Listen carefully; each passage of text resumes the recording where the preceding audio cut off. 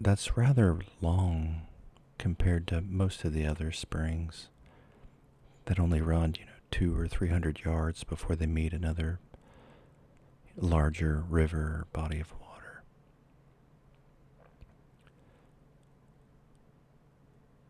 But the colors and the sunshine coming through, it's just always been something that's very, very striking to me. I always like this little shot here of coming in the darkness and seeing how the colors change and the fish running away from me.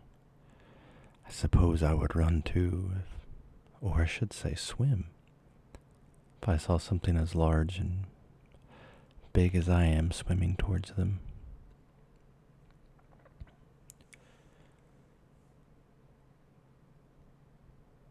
But it has remained a very protected and natural location. At a certain point, as you go towards the springs themselves, you're not allowed to have any gas-powered motor on the boat, only hand paddles.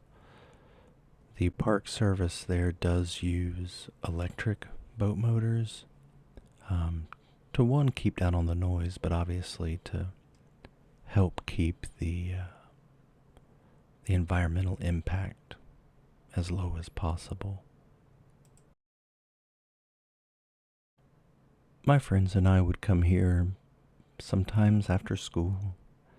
We would run over, and it seems silly now thinking back because we might have had 30 to 45 minutes in the water by the time we got there and got our boat in. But it was just too much fun to stay away from.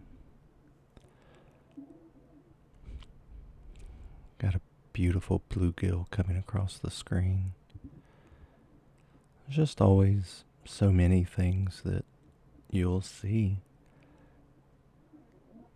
I came back once in college, or it was very shortly after I was in college, and my buddy and I had our canoe, and he's not from Florida, so he was very keen to see an alligator up close.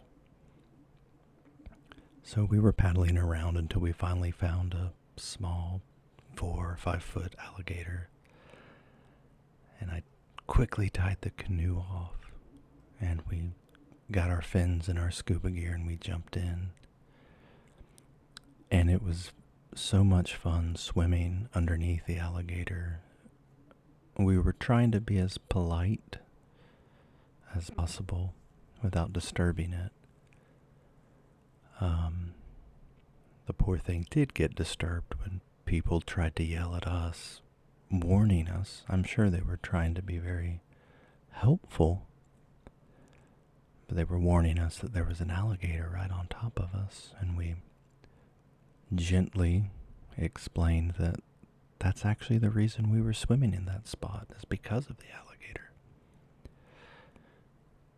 And while alligators of much, much larger size can be dangerous at times, this one had no interest in us so long as we just left it alone. It was going to be polite as long as we were polite.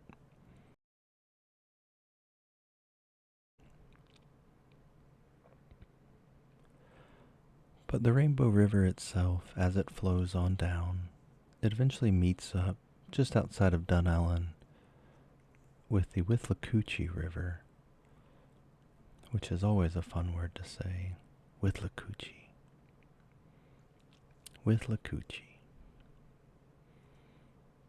I always have a lot of fun with people who didn't grow up in the area, pronouncing the different town names and the river names. And that's why Florida's such a funny place, because you may be from an area and you can pronounce your local names, but then if you go to a different area, you can have just as much of a hard time as anybody else. I guess when I was dragging the camera through the grass there, I thought I was being artsy, or maybe it would be a cool shot. I don't think it ended up quite as cool as I thought it would be. But hey, we do our best.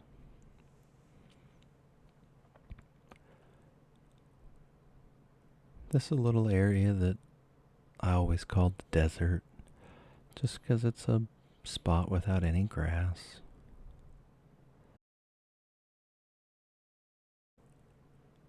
So after the desert, we move into another little open area.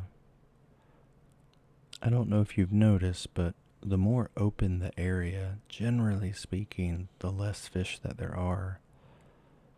And the more cover you find, the more fish you'll find. But at a certain point, it always becomes time to swim with the current and get back to your destination. But like I said, it's always fun. Usually not relaxing to swim in this water because it is quite cold. I think it is at a constant temperature of 60. No, I think it's around 70, 72 degrees constantly as it comes up out of the water, which sounds pretty warm, but always ends up making me shiver. But thanks for watching. I hope you enjoyed hanging out at the springs with me.